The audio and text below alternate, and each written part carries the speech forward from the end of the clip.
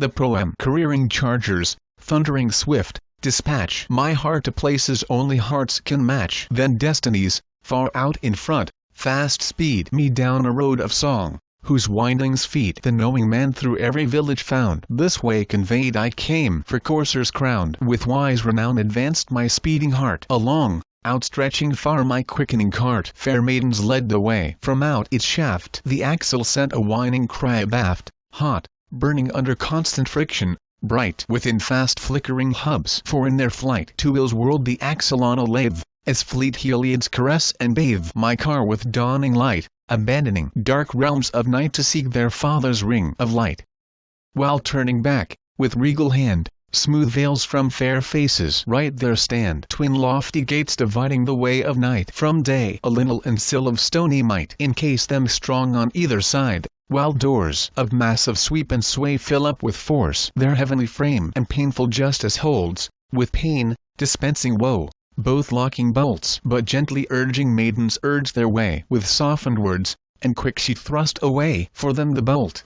Bars from the guarded gate its doors then forced a yawning chasm great, unfolding giant wings attached with paeans of brass into weight hinges. Squealing dins the air with plaintive moans, as doors fixed fast with rows of riveted bolts we lazily passed. Through open gates swift maidens reined my horse and car to trace their high celestial course. A gracious goddess kindly welcomed me with open arms and hospitality. My right hand softly she entwined with hers, and spake to me in song this gentle verse: O child of high soaring ecstasies, immortal charioteers and chargers, seize you to my palace halls. I welcome you today. No evil fate has sent you to traverse this starry path of mine. Far back it lies, removed from man's own beaten track, but right and just esteemed necessity demands you learn of nature's panoply, to wit, well-rounded truth's untrembling core of life, plus opinions born of common lore, in which there is no true belief. Still yet there is one thing you must not soon forget: how needs must seem those things which seem to far penetrating all reality. The truth arise,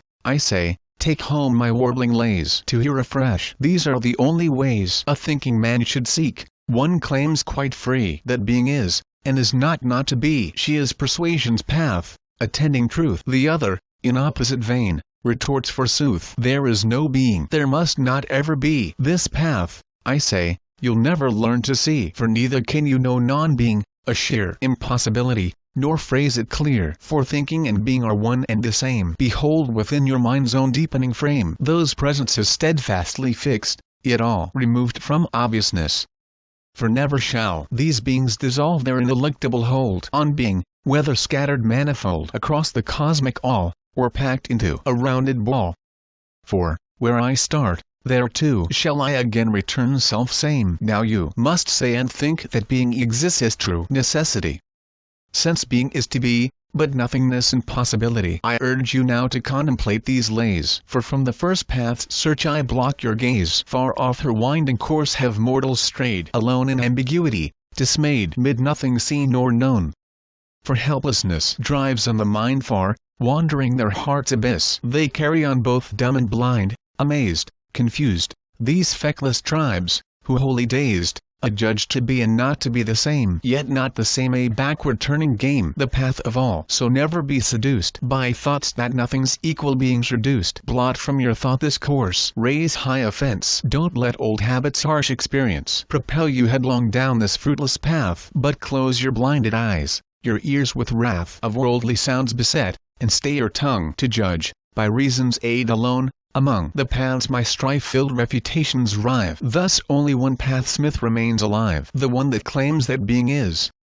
Along this path are posted many signs that throng the passerby, such as ungenerable and absolutely indestructible, unwavering, endless, every limb, one, whole, no was nor will, all past and future null. Since being subsists in one ubiquitous now, unitary and continuous. For what descent would one assert for being, and how, from whence, will being grow, so teeming with vast increase? I bid you neither say nor think that being springs from nothing's way. The notion that this being is not for thought to think, nor lips to speak. For what necessity would rouse vast being to grow, begun in time or sprung ex nihilo? So, being must exist in fullest might, or not at all. Nor will the strength of right belief compel a thing to come, to B. From nothing absolute it's plain to see. From nothing only nothing comes, because by law does justice hold from being the cause of generation and decay. She feigns but slackens not her dominating chains. Her grips grow stronger still. Your judgment o'er my words resolves this crucial either, or,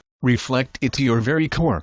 Being is, or being is not. Decide I say. Dismiss the latter from your heart, a nameless course and thoughtless too, for she shows not the source of truth. Traverse, instead, the way of being. Embrace the is, authentic, never fleeing. So how, I ask, would being cease? And how would being come to be? It is not now, if once it was, not even should it last. The span of future time extending past us now. So, Genesis is quenched. Its ruin not for experience, nor is it strewn across vast multitudes, divided from itself. Since all of being is like, not some of it more here, and some of it less there. The former forbids all binding holds unfair. The latter neglects that all is filled to full with being. Hence, all exists together whole, as being pulls itself to being by forced attraction mutual but quite divorced, unmoved within the limits of great chains. Exists a sourceless, ceaseless being. Twin veins of birth and death long banished to the tides, for true belief has pushed them out. It bides the same in self same place, remaining on its own, and so remains in fetters drawn steadfastly to its core. For powerful necessity ensnares it in her pull of chains and shackles binding fast, cinched tight on every side. On this account 'tis right for being to be not incomplete. It lacks no thing, since, if it did, its need would wax. For everything self, same as well the thought and thinking act that being is. For not without the being, in which it is expressed, will you discern the thinking act impressed upon the mind, for nothing else outside of being exists or ever will. Cold pride of fate confined it whole and motionless to stay, whence flow all names which mortals dress with playful suppositions based on mere belief. That naming captures truth. You hear them speak of generation and decay, of being and non-being, of flight away from place of rest, exchange of brilliant hue. But here the outer limit shows the clue. Since, now perfected from all points, just like a massive sphere, it circles back to strike itself, in all ways equal from its core. This limit needs must never be some more here, and some less there. For neither can there be a what is, not to halt its span out through itself toward self, same unity. Nor can pure being escape the symmetry of cosmic equipoise. It cannot change intensity, nor broach its rounding range to bulge with excess or deficiency, since all remains untouched simplicity. For, equal to itself from every source, being meets with equal limits all its force. The convention I cease here now, concerning truth, my thought and trusted speech for you. And learn you aught the ways of mortal minds. So listen close to hear the words deceptive order chose. Men set their minds two shapes to name, but one of these must not be voiced. And here they've gone astray. They judge two masses opposite in strength, and laid down signs to seal the split of these. The first fires forth ethereal flame, so gentle and smooth, in all directions same unto itself. The other, not a whit the same, but in itself its opposite. Dark night, a dense and weighty mass. To you I voice whole worlds of seeming things untrue, lest any mortal judgment should surpass you unawares. But since all things, alas, are named for light and night, and since both powers have been assigned to these and those, their flowers full in all both light and darkening night in equal quantities, for none in sight has share of one exclusively its own. The ether you shall know, and all which sown therein did grow, both constellations far and wide, and sun's destructive deeds, which scar the earth with rays hot blazing torches burn. And whence these came to be I bid you learn. The wandering works and nature of the moon, our spotted sphere. You'll even know the swoon and sway of heaven's vaulting love embrace. Both whence he grew, and how, in shame disgrace, necessity once dragged him off to hold the limits of the stars. And how, it's told, the earth, and sun, and moon, with ether round them drawn, our heavens scattered milky fount, Olympian heights, and thermal forces from the stars awaken to their being benumb with night, while circling earth, there shimmers strange a borrowed light, which searches in its range. The blinding rays of sun, the starry wreaths of thinner breadth bring forth a fire that breathes and blasts full force.